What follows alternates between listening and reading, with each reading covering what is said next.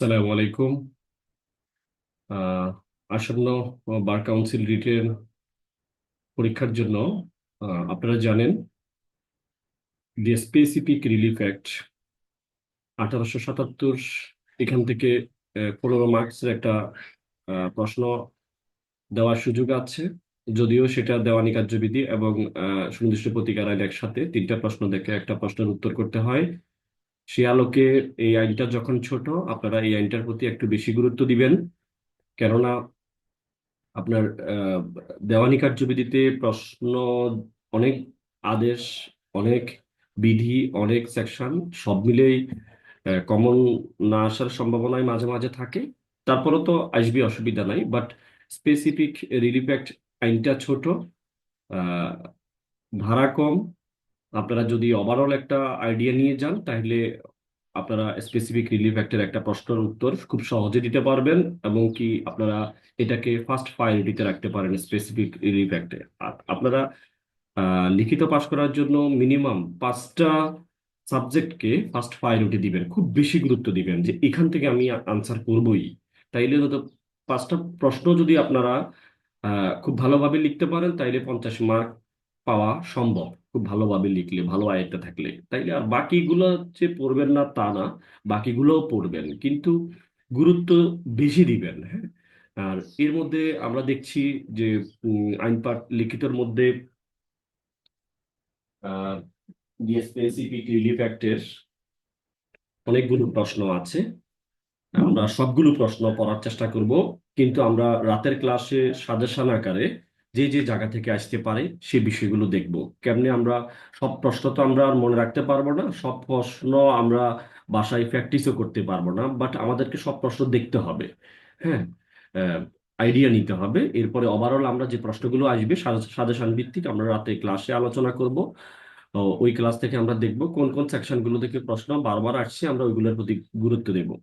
But আমরা specific relief act সুনির্দিষ্ট প্রতিকার আইনের যে আইন পাঠের আহ, যে প্রশ্নগুলো দিয়েছে স্যার, ওই বিষয়গুলো আমরা একটু পড়ার চেষ্টা করব।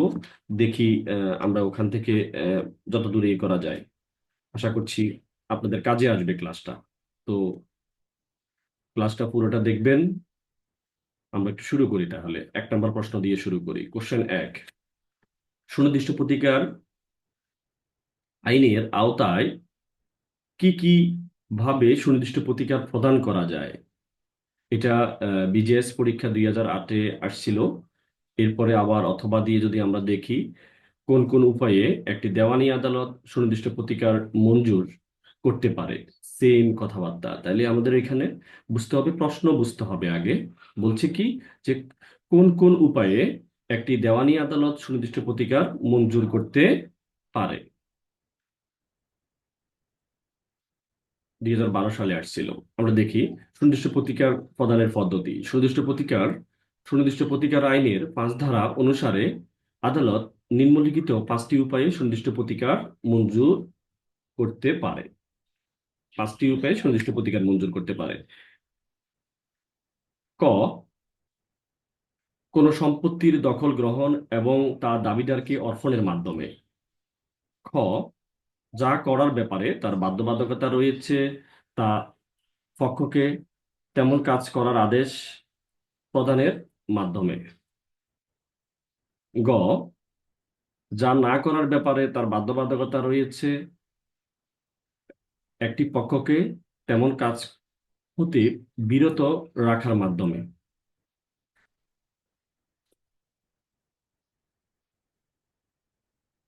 ঘ, ক্ষতিপূরণের রায় প্রদানের মাধ্যম ছাড়া অন্য প্রকারে পক্ষসমূহের অধিকার নির্ণয় এবং ঘোষণার মাধ্যমে, যেমন 42 ধারার অধীন ঘোষণামূলক ডিগ্রি দিয়ে।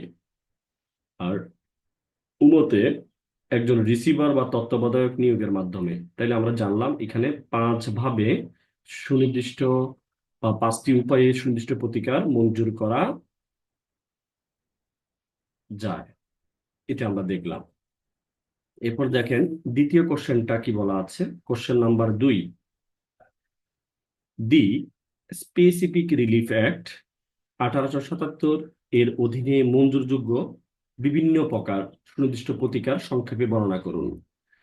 তাহলে এখানে দেখেন মঞ্জুর যোগ্য যেগুলো মঞ্জুর হইতে পারে এরকম বিভিন্ন প্রকার সুনির্দিষ্ট প্রতিকার, সেগুলো কি?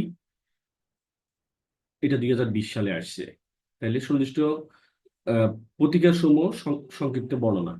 এখানে দেখেন আপনারা একটা জায়গায় হয়তো গোলমাল করে ফেলতে পারেন, অনেকেই হয়তো উপায় এবং বিভিন্ন প্রকার প্রতিকারের মধ্যে একটা মিল খুঁজে পেয়ে যাবেন।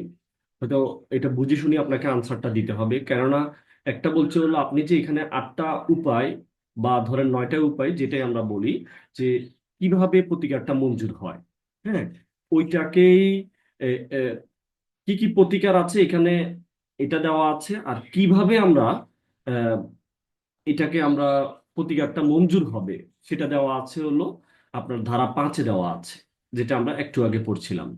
বিষয়টা নিশ্চয়ই বুঝতে পেরেছেন। এরপরে আমরা দেখি সুনির্দিষ্ট প্রতিকার সমূহের সংক্ষিপ্ত বর্ণনা। সুনির্দিষ্ট প্রতিকার আইনে নিম্নলিখিত সুনির্দিষ্ট প্রতিকার বর্ণনা করা হয়েছে, যথা 1 নম্বরে আছে কি স্থাবর এবং অস্থাবর সম্পত্তি দখল পুনরুদ্ধার। এরপরে কি আছে? স্থাবর এবং অস্থাবর সম্পত্তি দখল পুনরুদ্ধার, এটা কোথায় আছে? এটা হলো 8 ধারায়। 8 ধারাতে আছে স্থাবর সম্পত্তিতে শর্তের অধিকারী ব্যক্তি কর্তৃক দেওয়ানি প্রক্রিয়ায় দখল উদ্ধারের বিষয়ে আলোচনা করা হয়েছে। অন্যদিকে 9 ধারায় বেআইনিভাবে এবং সম্মতি ব্যতীত দখলচ্যুত ব্যক্তি কর্তৃক তার পূর্ববর্তী দখলের ভিত্তিতে দখল উদ্ধারের অধিকার আলোচনা করা হয়েছে। অন্যদিকে 10 এবং 11 ধারায় অস্থাবর সম্পত্তির দখল উদ্ধার নিয়ে আলোচনা করা হয়েছে। এখানে যে 4টা ধারা রয়েছে সেটার মধ্যে 8, 9 হলো আপনার স্থাবর সম্পত্তি, আর 10 এবং 11তে হচ্ছে হলো অস্থাবর সম্পত্তি। এটা একটু মাথায় রাখতে হবে এটা। এরপরে হচ্ছে দেখেন চুক্তির সুনির্দিষ্ট বাস্তবায়ন। 2 নম্বরে কি আছে? চুক্তির সুনির্দিষ্ট বাস্তবায়ন। সুনির্দিষ্ট প্রতিকার আইনের 12 ধারায় চুক্তির সুনির্দিষ্ট বলবৎকরণের ক্ষেত্রসমূহ এবং 21 ধারায় যে সকল ক্ষেত্রে চুক্তি সুনির্দিষ্টভাবে বলবৎ করা যায় না সেই সকল ক্ষেত্রসমূহ আলোচনা করা হয়েছে। 22 ধারায় বলা হয়েছে চুক্তির সুনির্দিষ্ট বলবৎকরণের আদেশ দেওয়া আদালতের জন্য বিবেচনামূলক। তাইলে আমরা যেটা দেখলাম চুক্তির সুনির্দিষ্ট বাস্তবায়ন কোথায় বলা আছে, যে 12 ধারায় চুক্তির সুনির্দিষ্ট বলবৎকরণের ক্ষেত্রসমূহ, এবং 21 ধারাতে বলতেছে যে যে সকল ক্ষেত্রে চুক্তি সুনির্দিষ্ট বলবৎ করা যায় না সেই বিষয়টাই আছে। আবার 22 ধারাতে স্পেসিফিক বলে দিয়েছে, আমরা সেটা আপনারা হয়তো জানেন যে বিশেষ করে 8 এবং 9 ধারা ছাড়া বাকি সবগুলো হচ্ছে আদালতের স্বেচ্ছাধীন ক্ষমতা। ঠিক আছে, চুক্তিটা বলবৎকরণ করা আদালতের বিবেচনামূলক ক্ষমতা। ঠিক আছে, 8 এবং 9 ধারা ছাড়া। এরপর দেখেন দলিল সংশোধন। 3-এ বলা আছে দলিল সংশোধন। সুনির্দিষ্ট প্রতিকার আইনের 31 ধারায় দলিল সংশোধনের আদেশ দেওয়া যায়। দলিলের কোনো পক্ষের প্রতারণার ফ্রডের কারণে লিখিত কোনো চুক্তি বা অন্য কোনো দলিলের পক্ষগণের সত্যিকারী মনোভাব সঠিকভাবে ব্যক্ত না হলে, বা দলিল উভয় পক্ষের পারস্পরিক পারস্পরিক ভুলের কারণে লিখিত কোনো লিখিত কোনো চুক্তি বা অন্য কোনো দলিলের পক্ষগণের সত্যিকারী মনোভাব সঠিকভাবে ব্যক্ত না হলে যে কোনো পক্ষ বা স্বার্থ সংশ্লিষ্ট বৈধ প্রতিনিধি উক্ত দলিল বা চুক্তি সংশোধন করা মোকদ্দমা দায়ের করতে পারে। তাহলে দলিল সংশোধনের বিষয়টা কোথায় বলা আছে? 31 ধারাতে বলা আছে। ওখানে বলতেছে যে আপনার দলিলের কোনো পক্ষের মধ্যে যদি প্রতারণা হয়, কি হয়? প্রতারণা হয়। প্রতারণার কারণে লিখিত কোনো চুক্তি বা অন্য কোনো দলিলের পক্ষগণের সত্যিকারী মনোভাব যদি সঠিকভাবে ব্যক্ত না হয়, তাহলে দলিলের দলিলের উভয় পক্ষের পারস্পরিক যদি ভুল হয় এবং লিখিত কোনো চুক্তি বা অন্য কোনো দলিলের সত্যিকারী মনোভাব সঠিকভাবে আপনার ব্যক্ত না হলে যে কোনো পক্ষ বা স্বার্থ সংশ্লিষ্ট বৈধ প্রতিনিধি দলিল সংশোধন আহ, করার মোকদ্দমা দায়ের করতে পারে। এরপর দেখেন চুক্তি বাতিল। যে ক্ষেত্রে চুক্তিটি বাতিলযোগ্য, বয়েডেবল। আর আমরা তো জানি কোনগুলো বয়েডেবল চুক্তি, বাতিলযোগ্য চুক্তি বা বাদী কর্তৃক রদযোগ্য বা অবসানযোগ্য, বা যে ক্ষেত্রে চুক্তিটি যে কারণে অবৈধ তা চুক্তি হতে স্পষ্টভাবে প্রতীয়মান হয় না এবং যার জন্য বাদী অপেক্ষা বিবাদীকে বেশি দায়ী করা যায়। কাকে দায়ী করা যায়? বাদী অপেক্ষা বিবাদীকে বেশি দায়ী করা যায়। সেক্ষেত্রে 35 ধারায় আদালত কোনো লিখিত চুক্তি রদের আদেশ দিতে পারে। তাহলে আমরা 35 ধারাতে দেখলাম চুক্তি বাতিল করে ফেলতে পারবে। একটা চুক্তি হয়েছে, যে ক্ষেত্রে চুক্তিটা ভয়েডেবল বা বাদী কর্তৃক রদযোগ্য বা অবসানযোগ্য, সেক্ষেত্রে চুক্তিটি যে কারণে অবৈধ তা চুক্তি হতে স্পষ্টভাবে যদি প্রতীয়মান হয় না এবং যার জন্য বাদী অপেক্ষা বিবাদীকে বেশি দায়ী করা যায়, সেক্ষেত্রে 35 ধারা আদালত কোনো লিখিত চুক্তি রদের আদেশ দিতে পারে। এরপরে হলো দলিল বাতিল। ফার্স্টে বলা আছে দলিল বাতিল। 39 ধারায় নিম্নলিখিত 3টি ক্ষেত্রে আদালত দলিল বাতিলের মোকদ্দমা বা দলিল বাতিলের আদেশ দিতে পারে। এখানে কোন ক্ষেত্রগুলো কি? 1 নম্বরে হলো কোন লিখিত দলিল বাতিল, এটা হলো বয়েড বা বাতিলযোগ্য বা বয়েডেবল হলে। বাতিল বা বয়েড, একটা হলো বাতিল বয়েড আর একটা হলো বয়েডেবল অর্থাৎ বাতিলযোগ্য হলে যদি বাদীর যুক্তিসঙ্গত আশঙ্কা থাকে যে এরূপ দলিল যদি অনিষ্পন্ন অবস্থায় ছেড়ে দেওয়া হয় তাহলে তার গুরুতর ক্ষতির কারণ হতে পারে। এছাড়া মোকদ্দমার প্রেক্ষাপট মূল্যায়ন করে যদি আদালত মনে করে যে ন্যায় বিচারের স্বার্থে বাদী দলিল বাতিলের প্রতিকার পেতে পারে, তাহলে আদালত তার বিবেচনামূলক ক্ষমতা প্রয়োগ করে দলিলটি বাতিলের ডিক্রি দিতে পারে। এটা হলো দলিল বাতিল 39-এ। এরপরে হলো ঘোষণামূলক প্রতিকার 6 নম্বরে।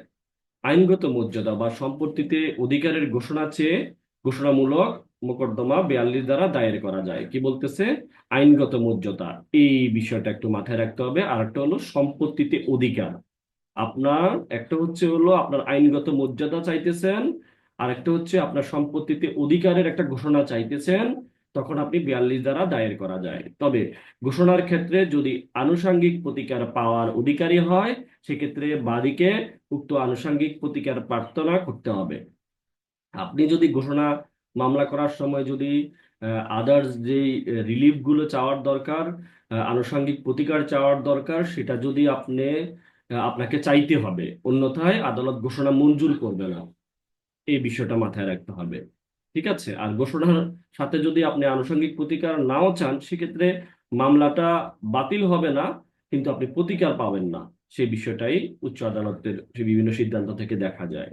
এরপর দেখেন 7 নম্বরে আছে রিসিভার নিয়োগ। এটা নিয়ে আমরা সিপিসিতে দেওয়ানি কার্যবিধিতে দেখেছি, রিসিভারের কথা বলা আছে যে মামলা বিচারাধীন থাকা অবস্থায় রিসিভার নিয়োগ বা আদালতের বিবেচনামূলক ক্ষমতা বা ডিসক্রিশনারি পাওয়ার, তার নিয়োগ, অধিকার, কর্তব্য, দায় দায়িত্ব 1908 সনের দেওয়ানি কার্যবিধি দ্বারা নিয়ন্ত্রিত হবে। দেওয়ানি কার্যবিধির 40 নং আদেশে অনুযায়ী দেওয়ানি আদালত রিসিভার নিয়োগ করতে পারে। এটা একটু দেখতে হবে। এরপর দেখেন নিষেধাজ্ঞা। 8 নম্বরে হলো নিষেধাজ্ঞা। সুনির্দিষ্ট প্রতিকার আইনের 52 এবং 57 ধারা পর্যন্ত নিষেধাজ্ঞা নিয়ে আলোচনা করা হয়েছে। 52 ধারায় বলা হয়েছে চিরস্থায়ী বা অস্থায়ী নিষেধাজ্ঞার মাধ্যমে নিরোধক নিরোধমূলক প্রতিকার মঞ্জুর করা যায়। আর 53 ধারায় চিরস্থায়ী ও অস্থায়ী নিষেধাজ্ঞার সংখ্যা দেওয়া হয়েছে। অন্যদিকে যে সকল ক্ষেত্রে চিরস্থায়ী নিষেধাজ্ঞা মঞ্জুর করা যায়, সে সকল ক্ষেত্রে 54 ধারা আলোচনা করা হয়েছে। 54 ধারায় হলো চিরস্থায়ী নিষেধাজ্ঞা যেখানে মঞ্জুর করা যায়। আশা করি বিষয়টা বুঝতে পেরেছেন। তাহলে আমরা যে প্রশ্নটা দেখলাম, এই যে 8টা বিষয়, অর্থাৎ দি স্পেসিফিক রিলিফ অ্যাক্টের 1877-এর অধীন মঞ্জুরযোগ্য বিভিন্ন প্রকার সুনির্দিষ্ট প্রতিকার সংক্ষেপে বর্ণনা করুন। হ্যাঁ, কিভাবে সেটা বলা নাই, কি প্রতিকার গুলো দেওয়া হচ্ছে এসআর অ্যাক্টের আলোকে, সেগুলাই এখানে বলা আছে। আশা করছি বিষয়টা বুঝতে পেরেছেন। এখন আমরা দেখব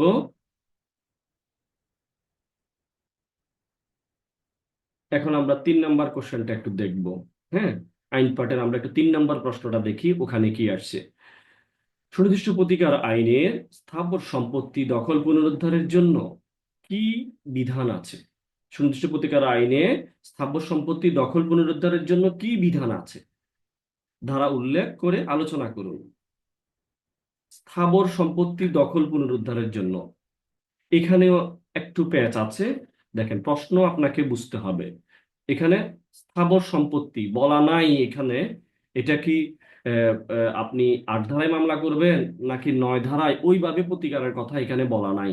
জাস্ট স্থাবর সম্পত্তি দখল পুনরুদ্ধার, যেটা আমরা আগেও দেখেছি। স্থাবর সম্পত্তি দখল পুনরুদ্ধারের জন্য আপনাকে অবশ্যই ৮ এবং ৯ ধারাকে মাথায় নিতে হবে। এই দুইভাবে প্রতিকার হয়। আর বাকি ১০ এবং ১১ ধারাতে অস্থাবর সম্পত্তি দখল পুনরুদ্ধারের জন্য বিধান রয়েছে।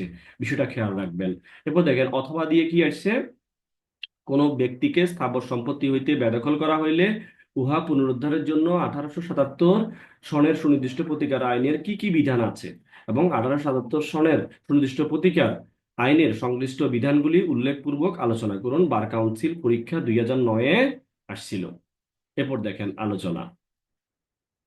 সুনির্দিষ্ট প্রতিকার আইনের স্থাবর সম্পত্তি দখল পুনরুদ্ধারের জন্য ৮ ও ৯ ধারার বিধান করা হয়েছে। ৮ ধারায় শর্তের ভিত্তিতে স্থাবর সম্পত্তি দখল পুনরুদ্ধার করা যায়। অন্যদিকে ৯ ধারায় পূর্ববর্তী দখলের ভিত্তিতে স্থাবর সম্পত্তি দখল উদ্ধারের বিধান করা হয়েছে। নিম্নে বিস্তারিত দেওয়া হলো। দেখেন, স্থাবর সম্পত্তি দখল পুনরুদ্ধার কি জিনিস ৮ ধারাতে বলা আছে। সুনির্দিষ্ট প্রতিকার আইনের ৮ ধারায় বলা হয়েছে, সুনির্দিষ্ট স্থাবর সম্পত্তিতে দখলের অধিকারী ব্যক্তি, যে দখল থাকার কথা ছিল, দখলের অধিকারী ব্যক্তি তা দেওয়ানি কার্যবিধি উল্লেখিত পন্থায় পুনরুদ্ধার করতে পারে। সুনির্দিষ্ট স্থাবর সম্পত্তি উদ্ধারের জন্য ৮ ধারায় দুটি ক্ষেত্রে মামলা দায়ের করা যায়। ৮ ধারায় কটি ক্ষেত্রে? দুটি ক্ষেত্রে মামলা দায়ের করা যায়। ১ নম্বরে বলতেছে যে মালিক কর্তৃক শর্তের ভিত্তিতে মোকদ্দমা দায়ের। মালিক কর্তৃক, যে মালিক কর্তৃক শর্তের ভিত্তিতে উনি মোকদ্দমা দায়ের, বা দখলি শর্তের, যে দখলি শর্ত অর্জন করে ফেলেছে, সেটা হইতে পারে অ্যাডভান্স পজেশন, অথবা সে দীর্ঘদিন এখানে আছে, যেগুলো আমরা তামাদি আইনে দেখেছি, বা যে ২০ বছর যাবত যেখানে আছে, এই যে দখলি শর্তের ভিত্তিতে মোকদ্দমা দায়ের, এই যে তার শর্ত দুইটার ক্ষেত্রে মোকদ্দমা দায়ের করা যায়। ৮ ধারায় স্থাবর সম্পত্তিতে দখলের অধিকারী বলতে মালিক বা দখলকার হিসাবে দখলের অধিকারী ব্যক্তিকে বোঝানো হয়েছে।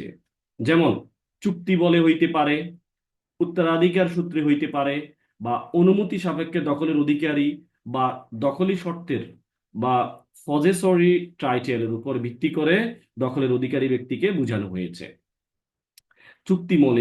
চুক্তিমূলে বা উত্তরাধিকারী সূত্রে, বা এমনকি দখলের ধারা কোনো ব্যক্তি সম্পত্তি দখলের অধিকারী হতে পারে বা দখলে রাখার অধিকারী হইতে পারে।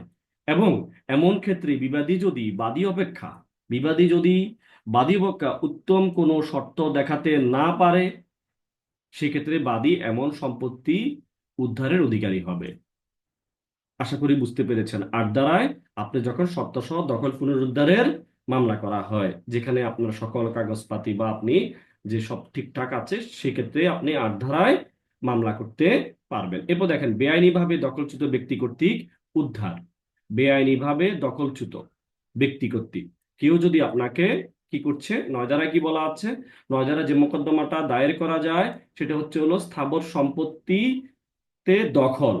৯ ধারায় মোকদ্দমায় বাদীকে উক্ত সম্পত্তিতে তার দখল প্রমাণ করতে হবে। এটাই হলো মাইন্ডিং। এখানে দখলটাই প্রমাণ করতে হবে, অর্থাৎ বাদীকে প্রমাণ করতে হবে যে মোকদ্দমা দায়ের করার পূর্ববর্তী ৬ মাসের মধ্যে সে দখলে ছিল। ৯ ধারায় দখল বলতে বাদীকে আইনগত দখলকে বোঝানো হয়েছে, এবং এমন দখল বাস্তবিক দখল হতে পারে, আবার নাও হতে পারে। এরপর দেখেন, বেদখল প্রমাণ করা। আপনাকে ৯ ধারায় বেদখল প্রমাণ করার বিষয়টা আসতে হবে। বাদী অবশ্যই প্রমাণ করবে যে তাকে সম্পত্তি হতে বেদখল করা হয়েছে। এই ক্ষেত্রে বাদী উক্ত সম্পত্তিতে তার পূর্ববর্তী দখল দেখাবে। একজন দখলচ্যুত ব্যক্তি শুধুমাত্র তার পূর্ববর্তী দখল এবং পরবর্তী বেআইনি দখলচ্যুতি প্রমাণ করার মাধ্যমে ৯ ধারায় দখল উদ্ধারের মামলা করতে পারে। এরপর দেখেন ৩ নম্বরে কি বলা আছে, সম্পত্তি ছাড়া এবং আইনি পরিপন্থী বেদখল। আপনাকে কিভাবে বেদখলটা করা হয়েছে? আপনি যে মামলা করবেন, আপনার কনসেন্ট নেওয়া হয়নি, আপনাকে বেআইনি ভাবে কোনো আইনগত পন্থা ছাড়া আইনগত পরিপন্থী বেদখল যেটাকে বলা হয়, 9 ধারার অধীন দখল পুনরুদ্ধারের জন্য বাদীকে প্রমাণ করতে হবে যে তাকে তার সম্মতি ছাড়া এবং আইনগত পন্থা ব্যতীত বেদখল করা হয়েছে। আইনগত পন্থা ব্যতীত বেদখল বলতে আইনের স্বাভাবিক যে পন্থা ছাড়া ভিন্ন পন্থায়, যেমন বল প্রয়োগ করে, প্রতারণা করে বেদখল করাকে বোঝায়। সুতরাং যদি আদালতের ডিক্রি বাস্তবায়নে কোনো ব্যক্তিকে বেদখল করা হয়, তাহলে সে 9 ধারায় মামলা করতে পারবে না। তাকে যে আইনি পরিপন্থী ভাবে বেদখল করা হয়েছে তা প্রমাণের ভার বাদীর উপর বর্তায়। আশা করি বুঝতে পেরেছেন। এরপর দেখেন, 6 মাসের মধ্যে মোকদ্দমা দায়ের। আপনাকে মোকদ্দমা দায়ের করতে হবে 6 মাসের মধ্যে। 9 ধারার প্রতিকার পেতে হলে বাদী দখলচ্যুত হওয়ার 6 মাসের মধ্যে অবশ্যই মোকদ্দমা দায়ের করবে। মোটামুটি তাইলে আমরা বুঝে গেছি, যদি স্থাবর সম্পত্তি দখল পুনরুদ্ধার নিয়ে যদি কোনো প্রশ্ন আসে, তাইলে আমরা 8 এবং 9 ধারার যে বিষয়গুলো ব্যাখ্যা আছে আমরা সেগুলো সুন্দরভাবে লিখে আসব। এরপর দেখেন আমরা কোশ্চেন 4 দেখি। কোশ্চেন 4-এ কি বলা আছে?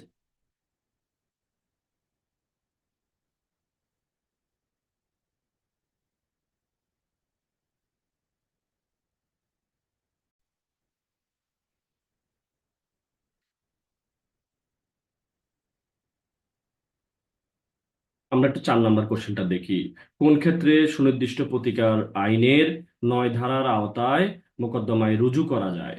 মোকদ্দমা রুজু করা যায় কোন কোন ক্ষেত্রে সুনির্দিষ্ট প্রতিকার আইনের 9 ধারার আওতায় মোকদ্দমা রুজু করা যায়? ওই ধারায় মোকদ্দমা করার সুবিধা কি কি?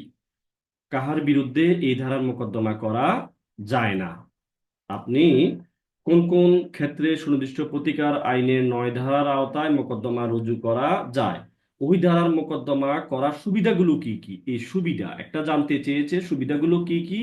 আর একটা হচ্ছে হলো কাহার বিরুদ্ধে এই ধারায় মোকদ্দমা করা যায় না, কার বিরুদ্ধে এগুলোর মোকদ্দমা করা যায় না সেটা আমরা জানতে হবে। এটা আসছে হলো অ্যাডভোকেট তালিকাভুক্তি পরীক্ষা 29শে আগস্ট 2007, 26শে ফেব্রুয়ারি এবং 2010, দুইবার আসছে। দেখেন আমরা একটু আলোচনা দেখি। যে ক্ষেত্রে 9 ধারার মোকদ্দমা রুজু করা যায়, 9 ধারায় মোকদ্দমা রুজু করা যায়, নিম্নলিখিত ক্ষেত্রে 9 ধারার মোকদ্দমা দায়ের করা যায়। স্থাবর সম্পত্তিতে দখল। 1 নম্বরে কি? স্থাবর সম্পত্তিতে দখল। 9 ধারার মোকদ্দমায় বাদীকে উক্ত সম্পত্তিতে তার দখল প্রমাণ করতে হবে। অর্থাৎ বাদীকে প্রমাণ করতে হবে যে মোকদ্দমা দায়ের করার পূর্ববর্তী 6 মাসের মধ্যে সে দখলে ছিল। 9 ধারায় দখল বলতে বাদীর আইনগত দখলকে বোঝানো হয়েছে, এবং এমন দখল বাস্তবিক দখল হতে পারে আবার নাও হতে পারে। এরপরে হচ্ছে হলো বেদখল প্রমাণ, এই বিষয়টা। যে 2 নম্বরে কি বলা আছে? বেদখল প্রমাণ। বাদী অবশ্যই প্রমাণ করবে যে তাকে সম্পত্তি হতে বেদখল করা হয়েছে। এক্ষেত্রে বাদী উক্ত সম্পত্তিতে তার পূর্ববর্তী দখল দেখাবে। একজন দখলচ্যুত ব্যক্তি শুধুমাত্র তার পূর্ববর্তী দখল এবং পরবর্তীতে বেআইনি দখলচ্যুতি প্রমাণ করার মাধ্যমে 9 ধারা দখল উদ্ধার করতে পারে। তাহলে আপনাকে বেদখল প্রমাণ করতে হবে, বেদখল প্রমাণ করা। এরপরে হচ্ছে সম্মতি ছাড়া আইনি পরিপন্থী, অর্থাৎ আইনি কোনো প্রক্রিয়া ছাড়া আপনাকে কি করা হয়েছে? বেদখল করা হয়েছে। 9 ধারার অধীন দখল পুনরুদ্ধারের জন্য বাদীকে প্রমাণ করতে হবে যে তাকে সম্মতি ছাড়া এবং আইনি পন্থা ব্যতীত বেদখল করা হয়েছে। আইনগত পন্থা ব্যতীত বেদখল বলতে আইনের স্বাভাবিক পন্থা ছাড়া ভিন্ন পন্থায়, যেমন বল প্রয়োগ, প্রতারণা করে বেদখল করাকে বোঝায়। সুতরাং যদি আদালতের ডিক্রি বাস্তবায়নের কোনো ব্যক্তিকে বেদখল করা হয়, তাহলে সে 9 ধারায় মামলা দায়ের করতে পারবে না। তাহলে সে যদি আইনি কোনো কি বলতেছে, যদি আদালতের ডিক্রি বাস্তবায়নে কোনো ব্যক্তিকে বেদখল করা হয় তাহলে 9 ধারায় মামলা করতে পারবে না। তাকে যে আইন পরিপন্থী ভাবে বেদখল করা হয়েছে তা প্রমাণের ভার বাদীর উপর বর্তায়। আমরা একটু আগেও দেখেছিলাম বিষয়টা, সেম কথাটা একটু ঘুরিয়ে পেঁচিয়ে পরীক্ষায় প্রশ্ন আসছে। এবার দেখেন 6 মাসের মধ্যে মোকদ্দমা দায়ের করতে হবে, সেটা আগের প্রশ্নেও ছিল, আগের প্রশ্নেও আসছে যে 9 ধারায় প্রতিকার পেতে হলে বাদী দখলচ্যুত হওয়ার 6 মাসের মধ্যে অবশ্যই মোকদ্দমা দায়ের করতে হবে, দায়ের করবে। এরপর দেখেন 9 ধারায়, এবার হলো আমরা কি দেখবো, 9 ধারায় মোকদ্দমা দায়ের করার সুবিধাগুলো কি কি, কি কি সুবিধা আছে 9 ধারায় মোকদ্দমা দায়ের করলে।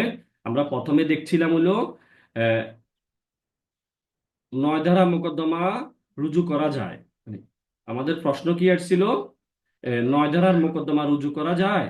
এই যে 9 ধারা যে মোকদ্দমা রুজু করা যায় সেটা আমরা দেখছি প্রথম প্রথম পার্ট। এরপরে হচ্ছে আমরা এখন দেখব ওই ধারায়, এই যে 9 ধারার মোকদ্দমার সুবিধাগুলো কি কি, এটা আমরা একটু সুবিধাগুলো দেখি, কি কি সুবিধা রয়েছে। দেখেন, সুনির্দিষ্ট প্রতিকার আইনের 9 ধারা মোকদ্দমা রুজু করার সুবিধা তিনটি। ক নম্বরে কি বলা আছে, 9 ধারা মোকদ্দমা দায়ের করলে বাদীকে শুধুমাত্র দখল প্রমাণ করলে চলে, সত্য প্রমাণ করার প্রয়োজন নেই। সুতরাং বাদী তার দখল পুনরুদ্ধার করতে পারে সহজে।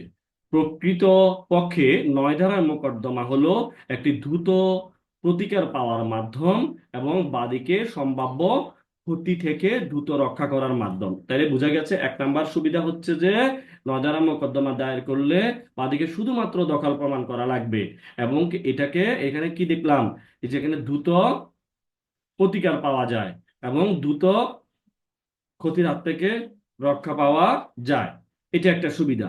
এরপরে দেখেন খ নম্বরে কি বলছে, দেখেন, সুনির্দিষ্ট প্রতিকার আইনের 9 ধারার মোকদ্দমায় অ্যাড ভ্যালুরাম কোর্ট ফি এর অর্ধেক কোর্ট ফি জমা দিতে হয়। তাইলে 8 ধারায় আমাকে অ্যাড ভ্যালুরাম কোর্ট ফি দিতে হয়, আর এটা অ্যাড ভ্যালুরাম কোর্ট ফি এর অর্ধেক জমা দিলেই হয়, এবং সুতরাং মোকদ্দমার খরচ তুলনামূলক কম লাগে। দেখেন গ নম্বরে কি বলছে, 9 ধারা দায়েরকৃত মোকদ্দমা প্রাপ্ত ডিক্রির গুরুত্ব এই যে প্রাপ্ত এই ডিক্রির শর্তের কোনো প্রমাণ প্রমাণ না, এটা বলা যাবে না, বরং এই ডিক্রি দখল প্রমাণ করে এবং দখল হলো মালিকানার প্রমাণ। এরপর আমরা গ নম্বর সুবিধাটা একটু দেখি। 9 ধারায় মোকদ্দমা দায়ের করলেও 8 ধারায় একই বিষয় নিয়ে কি করা যাবে, এই যে দেখেন এখানে 8 ধারায় একই বিষয় নিয়ে মোকদ্দমা দায়েরে কোনো বাধা নাই। খুব সুন্দর একটা সুবিধা। দেখেন এখানে কোনো রেয়ার জুডিকাটা বাড়িতে হবে না, 9 ধারা মোকদ্দমা দায়ের করলেও 8 ধারায় একই বিষয় নিয়ে মোকদ্দমা পরবর্তীতে দায়েরে কোনো বাধা নাই, মাইন্ডেড। এরপর দেখেন, যার বিরুদ্ধে 9 ধারা মোকদ্দমা করা যায় না, আপনি কার কার বিরুদ্ধে এটা করতে পারবেন না, যে সুনির্দিষ্ট প্রতিকার আইনের 9 ধারায়, এটা এটা একটু বললেন যে সরকারের বিরুদ্ধে মোকদ্দমা দায়ের করা যায় না, কারণ 9 ধারার সুস্পষ্টভাবে উল্লেখ করা হয়েছে এই ধারার অধীন সরকারের বিরুদ্ধে কোনো মোকদ্দমা দায়ের করা যায় না। তাইলে এখানে আমরা বুঝে গেলাম যে সরকারের বিরুদ্ধে 9 ধারা মামলা করা যায় না। আর আরেকটা বিষয় আমরা দেখলাম, একবার যদি আমরা 9 ধারা মামলা করি, এটা একটু এটা একটু বললেন যে মামলা যদি আমরা করি তাইলে আবার পরবর্তীতে আমরা 8 ধারায় মামলা দায়ের করতে কোনো সমস্যা নাই, এই বিষয়টা আমরা বুঝে গেছি। ঠিক আছে, এরপর দেখি আমরা কোশ্চেন নাম্বার 5টা একটু দেখি, ওখানে কি বলছে। এক ব্যক্তি আপনার নিকট এসে জানায় যে তাকে তার সম্পত্তি থেকে বেদখল করা হয়েছে এবং সে উক্ত সম্পত্তি পুনরুদ্ধার করতে চায়। আপনি সুনির্দিষ্ট প্রতিকার আইন 1877-এর 9 ধারা মোতাবেক উক্ত সম্পত্তি দখল পুনরুদ্ধারের জন্য মামলা দায়েরের সিদ্ধান্ত নিলেন। আপনি তার কাছ থেকে কি কি বিষয় জেনে নিবেন, এই কি কি বিষয় জেনে নিবেন এটা আপনার কাছে জানতে চেয়েছে। আপনার আরজিতে কি কি অন্তর্ভুক্ত করবেন, আরজিতে কি অন্তর্ভুক্ত করবেন সেটা জানতে চেয়েছে। এরপর দেখেন খ নাম্বার প্রশ্নতে বলতেছে যে উপরোক্ত উপরোক্ত মোকদ্দমাতে বিবাদী তার লিখিত বর্ণনায় উল্লেখ করে যে বিরোধীয় সম্পত্তিতে তার সত্ত্ব রয়েছে, কারণ তিনি উক্ত সম্পত্তির কি প্রকৃত মালিকের নিকট হতে ক্রয় করেছেন। বিবাদীর এই যুক্তি আপনি কিভাবে মূল্যায়ন করবেন? অ্যাডভোকেট তালিকাভুক্তি পরীক্ষায় 10 অক্টোবর 2003 সালে আসছে, এরপরে হলো 29 ফেব্রুয়ারি 2008 সালে আসছে, 22 এপ্রিল 2011 সালে আসছে, এরপরে হচ্ছে হলো 2017 সালে আসছে। খুবই গুরুত্বপূর্ণ। দেখেন তাইলে কি বলতেছে, আমরা দুটা প্রশ্ন এখানে দেখেছি, আমরা প্রথম প্রশ্নটা আগে দেখি। প্রথম প্রশ্নতে বলতেছে যে যে সকল বিষয় জেনে নিতে হবে, আপনি কি কি বিষয় জানবেন, এই যে 9 ধারা মামলা করবেন তার কাছ থেকে কি জানবেন, আপনি সম্পত্তির প্রকৃতি জানবেন। যেহেতু 9 ধারার অধীন শুধুমাত্র স্থাবর সম্পত্তিতে দখল পুনরুদ্ধারের মোকদ্দমা রুজু করা যায়, সেহেতু বাদী যে সম্পত্তির বিষয়ে দখল উদ্ধার করতে চায় উক্ত সম্পত্তিটি স্থাবর সম্পত্তি কিনা সেটা জেনে নিতে হবে। এটা একটা বিষয়। এরপরে হচ্ছে হলো বাদীর দখল। বাদী বেদখল হওয়ার পূর্বে উক্ত সম্পত্তিটি দখলে ছিল কিনা তা জানতে হবে। এটা মাইন্ডি। এরপর হলো তাছাড়া বাদীর দখলের প্রকৃতি কেমন, অর্থাৎ সম্পত্তিতে সে কি সম্পত্তিতে প্রকৃত দখলে ছিল কি ছিল নাকি সম্পত্তি তার আইনগত দখল ছিল, এই বিষয়টা দেখতে হবে বাদীর কেমন দখল ছিল। এরপরে হলো 3 নম্বরে আমরা জানবো বেদখল। বাদী সম্পত্তি হতে বেদখল হয়েছে এবং এই বেদখল তার সম্মতি ছাড়া এবং আইনগত পরিপন্থী ভাবে করা হয়েছে কিনা তা জানতে হবে। কারণ 9 ধারার অধীন দখল পুনরুদ্ধারের ক্ষেত্রে বাদীকে অবশ্যই প্রমাণ করতে হবে যে তাকে তার সম্মতি ছাড়া আইনগত পরিপন্থী ভাবে, মানে আইনগত প্রক্রিয়া ছাড়া তাকে বেদখল করা হয়েছে। এরপর দেখেন বেদখলের সময়। বেদখলের সময়টা কখন, 4 নম্বরে যেহেতু তামাদি আইনের 3 নং অনুচ্ছেদে বলা হয়েছে সম্পত্তি হতে দখলচ্যুত হওয়ার 6 মাসের মধ্যে মোকদ্দমা রুজু করতে হবে। এটা আমরা আরো আগেও বলেছি, এই আরো আগের প্রশ্নগুলোতেও সেম কথাগুলো আসছে, ঘুরি ফিরিয়ে একই কথা, শুধু একটু টেকনিক দিয়ে আপনাকে বুদ্ধি খাটিয়ে প্রশ্ন বুঝে আনসার দিতে হবে, তাইলেই হবে। দেখেন মোকদ্দমা রুজু করতে হবে, তাইলে 6 মাসের মধ্যে আপনাকে মোকদ্দমা রুজু করতে হবে। তাই বাদীর নিকট হতে জানতে হবে তাকে কত তারিখে সম্পত্তি হতে দখলচ্যুত করা হয়েছে। যদি 6 মাস অতিক্রম না হয় তাহলে 9 ধারার মোকদ্দমা দায়ের করতে কোনো বাধা নাই। তারপরে হচ্ছে কি, কিন্তু যদি 6 মাস অতিক্রম হয়ে যায় তাহলে 8 ধারার অধীন সত্ত্বসহ দখলের মোকদ্দমা দায়ের করা যাবে, কিন্তু সেই ক্ষেত্রে দেখতে হবে বাদীর উক্ত সম্পত্তিতে সত্ত্ব আছে কি না, এই বিষয়টা দেখতে হবে মাইন্ডেড। এরপর দেখেন 5-এ কি বলতেছে। 5-এ আপনি কি বিষয়টা জানবেন তার কাছ থেকে, যে ব্যক্তি তাকে দখলচ্যুত করেছে, কে করেছে। 9 ধারার অধীন সরকারের বিরুদ্ধে মোকদ্দমা দায়ের করা যায় না।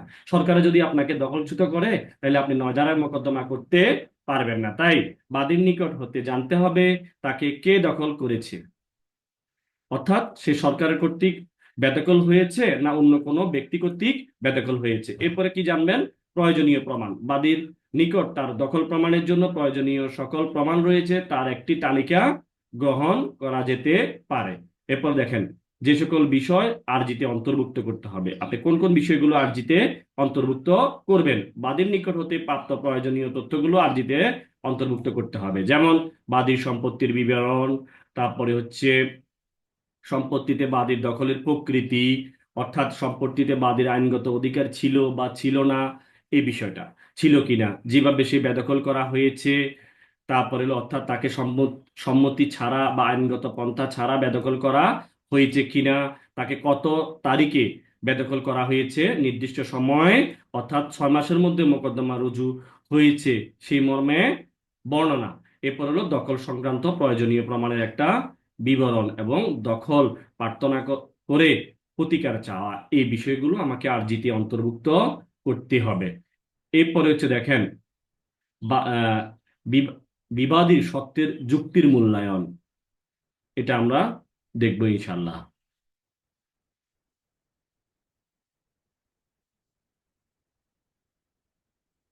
সুনির্দিষ্ট সুনির্দিষ্ট প্রতিকার আইনের 9 ধারার অধীন সম্পত্তিতে শর্ত বা টাইটেল কোনো বিবেচ্য বিষয় নয়।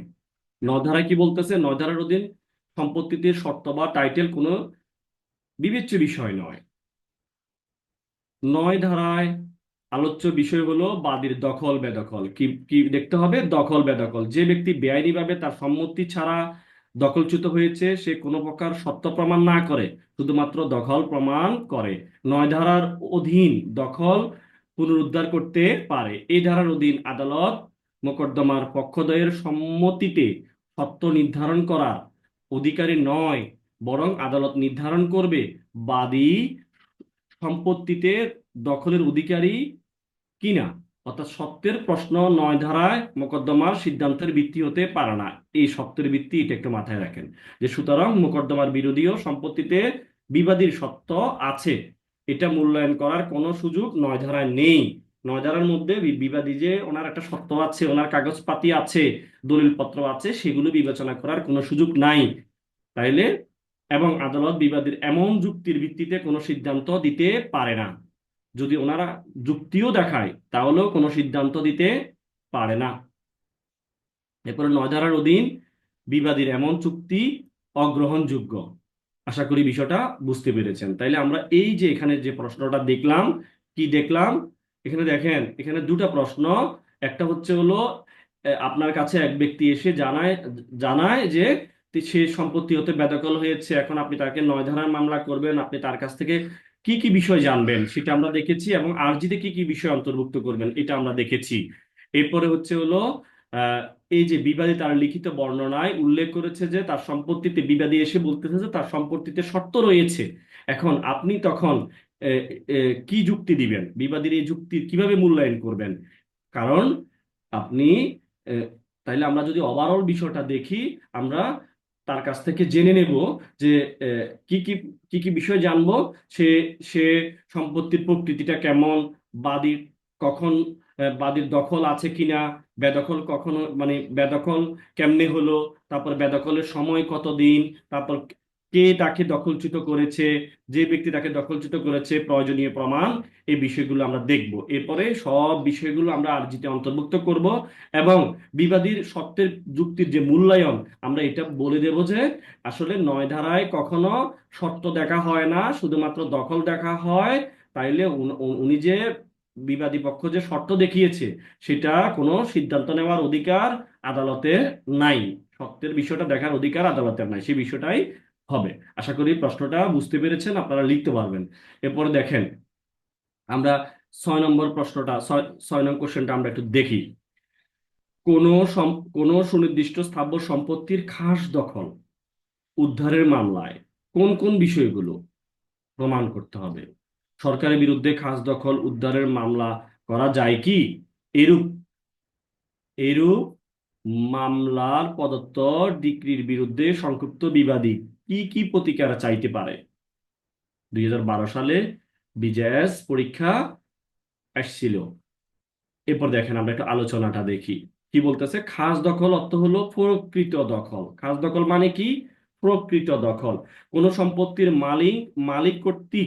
মালিক কর্তৃক স্বয়ং বা পরিবারের সদস্য বা কর্মচারীর মাধ্যমে সম্পত্তির দখল খাস দখল মর্মে গণ্য হবে। এরপর দেখেন, খাস দখল বা প্রক্রিয়া দখল হতে কোনো ব্যক্তি দখলচ্যুত হলে সে সুনির্দিষ্ট প্রতিকার আইনে 9 ধারায় দখল পুনরুদ্ধারের মামলা দায়ের করতে পারে। এই বিষয়টা একটু দেখেন। আমরা এখানে একটা ডিএলআর মনে হয় দিয়েছে কিনা।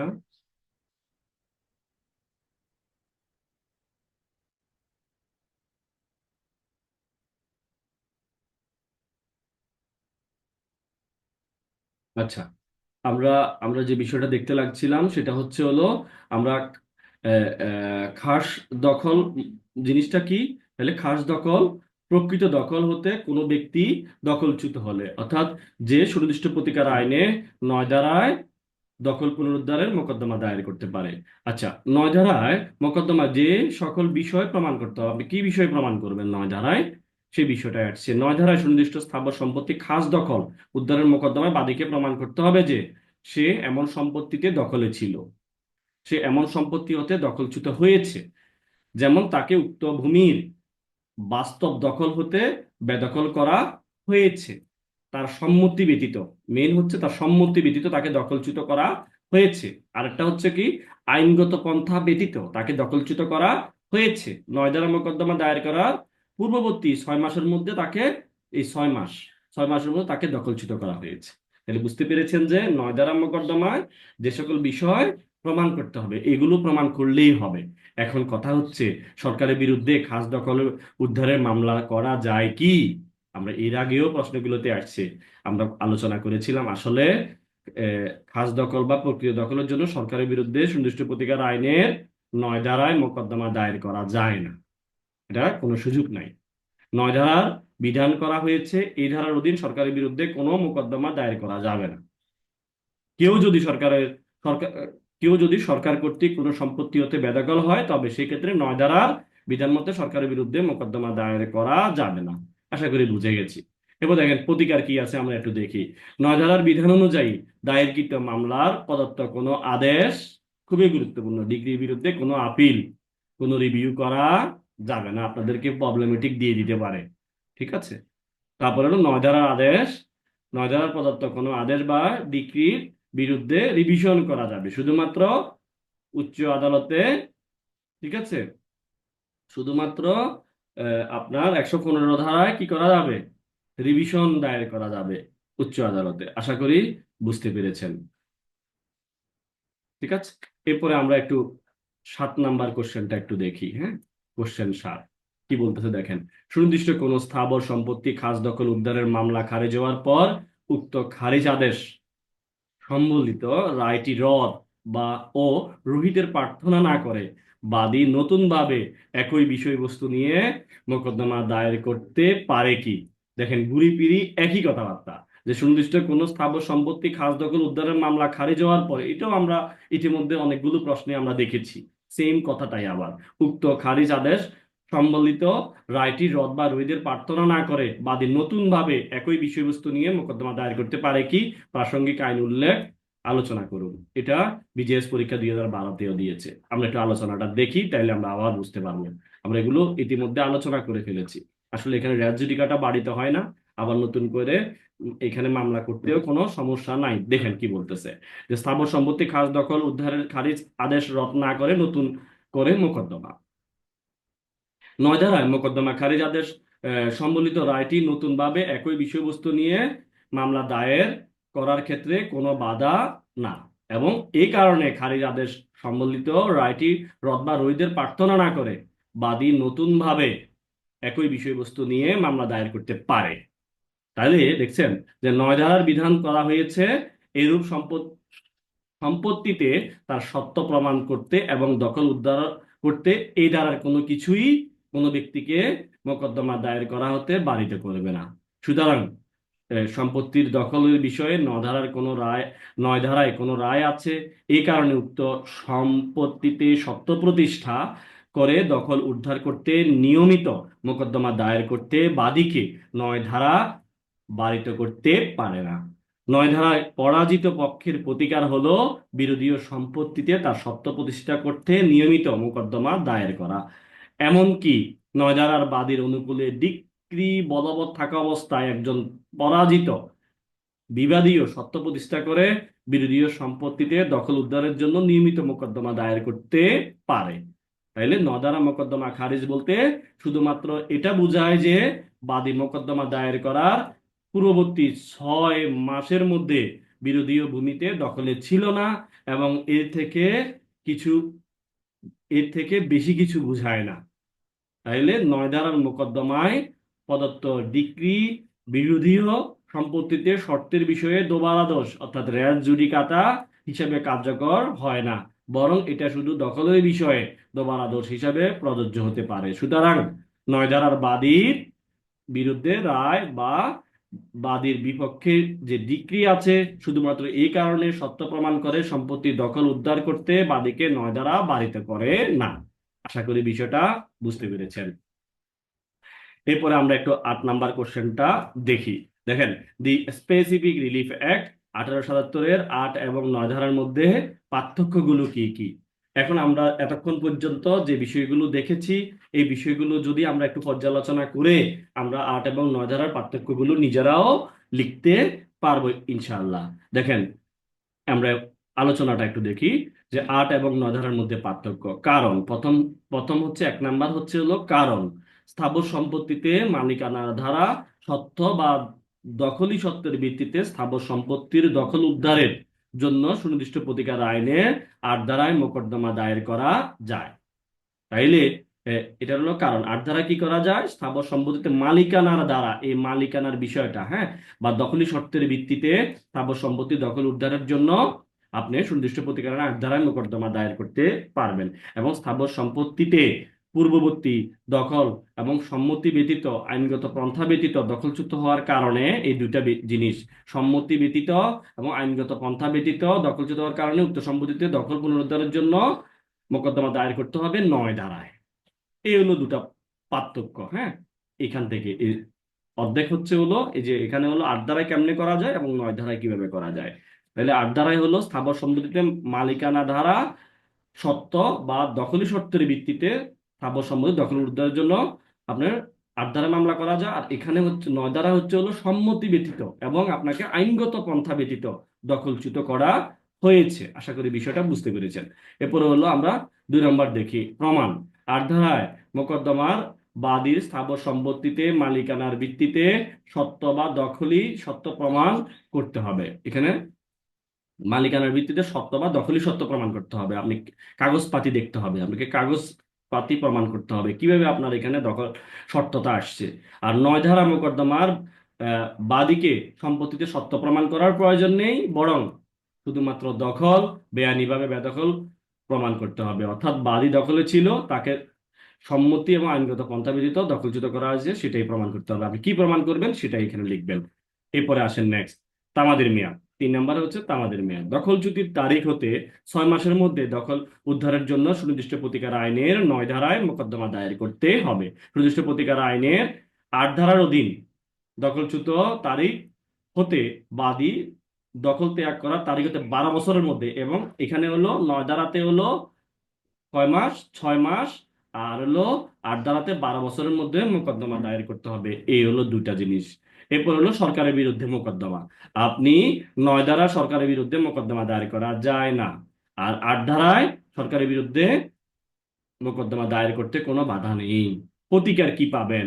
9 ধারার প্রদত্ত ডিক্রি বা আদেশের বিরুদ্ধে কোনো আপিল বা রিভিউ করা যাবে না, রিভিশন দায়ের করা যাবে। আর 8 ধারা মোকদ্দমায় আপিল রিভিউ দায়ের করা যাবে।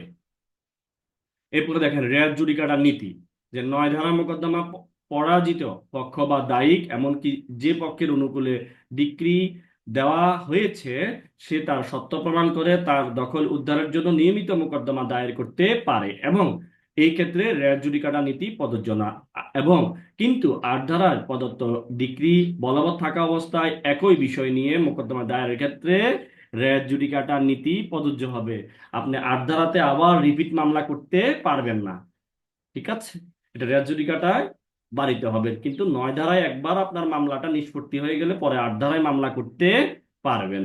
আশা করি বিষয়টা বুঝতে পেরেছেন। এরপরে হলো সিদ্ধান্তের প্রকৃতিটা। 9 ধারায় মোকদ্দমায় আদালতের সিদ্ধান্ত শুধুমাত্র দখল সংক্রান্ত, মালিকানা বা সত্ত্ব সংক্রান্ত না। অন্যদিকে 8 ধারায় মোকদ্দমায় আদালতের সিদ্ধান্ত হলো মালিকানা বা সত্ত্বজনিত দখল সংক্রান্ত। আশা করি বুঝতে পেরেছেন। ঘুরি ফিরি সব প্রশ্ন একই। আপনারা আপনাদের মতো করে শুধু পয়েন্টগুলো মনে রাখবেন, এরপরে পার্থক্যগুলো লিখে দিবেন ইনশাল্লাহ। কোনো সমস্যা হওয়ার কথা নয়, আপনি যদি মেন থিমটা বুঝেন, আর যদি এই যে বিষয়গুলো, এই আপনার আইন পাঠের যে রিটেনটা যদি খুব ভালোভাবে পড়েন, আর কনসেপ্টটা যদি আপনার ক্লিয়ার হয়, আপনি যদি মনে রাখতে পারেন যে কোন ধারাতে কোন বিষয়গুলো মনে রাখতে হবে, এগুলো যদি বুঝেন, তাইলে ইনশাল্লাহ পাশ করা সম্ভব। এরপর দেখেন,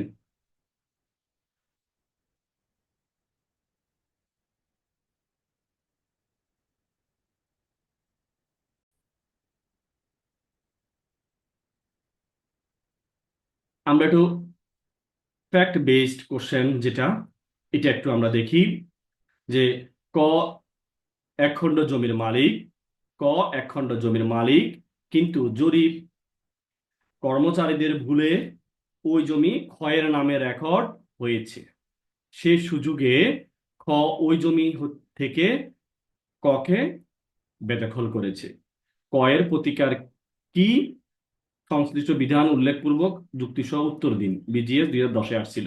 তাহলে আপনি বুঝেন, ক এক খণ্ড জমির মালিক, কিন্তু জরিপ কর্মচারীদের ভুলে, যে জরিপ কর্মচারী আছে ওনাদের ভুলে ওই জমি ক্ষয়ের নামে রেকর্ড হয়েছে, এবং সে সুযোগে ওই জমি থেকে ককে বেদখল করা হয়েছে। কয়ের প্রতিকার কি?